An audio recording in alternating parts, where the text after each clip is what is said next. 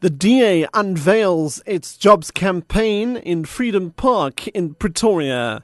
And KZN's Premier Zweli Mkhize calls on people to begin to form writing and chess clubs in communities. I'm Richard Brooks. The DA has unveiled its job campaign, which it says aims to turn the unemployment situation around within 10 years. The campaign is being launched at Freedom Park in Pretoria.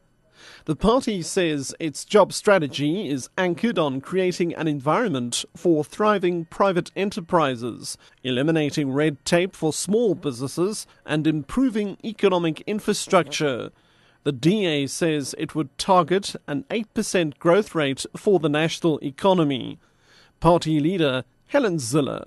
This is a plan to help people start their own businesses, because we all know that small businesses create the most jobs. We know that the best way to break down that wall is for our nation to become a nation of entrepreneurs. We've got to make it easier and cheaper to start a business. We will cut red tape for small businesses and reimburse them for the training that they give to their workers.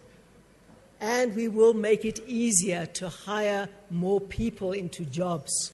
Gauteng's Health Department has set up vetting committees to check procurement plans as part of its turnaround strategy. The measure aims to help it avoid accumulated debt to suppliers that could result in non-delivery. The department has so far paid out 4.2 billion rand to some suppliers it had owed. Head of the department, Nomonde Undu.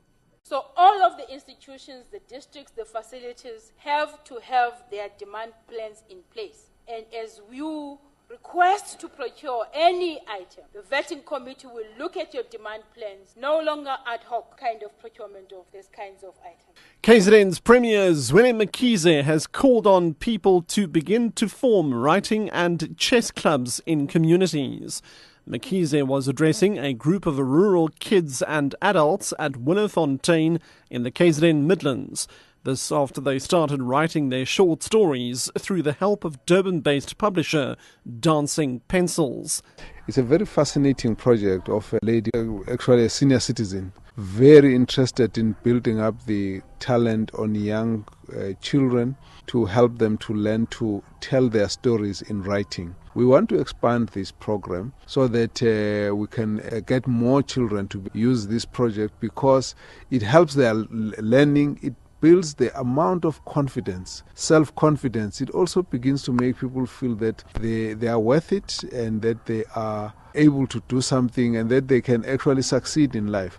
The best in local flavours awaits cheese lovers at this weekend's 10th annual George Cheese Festival in the Southern Cape. Organisers have promised festival goers a spectacular spread of culinary experiences. Festival spokesperson Anna-Marie Roux says the event has a very strong charity support system.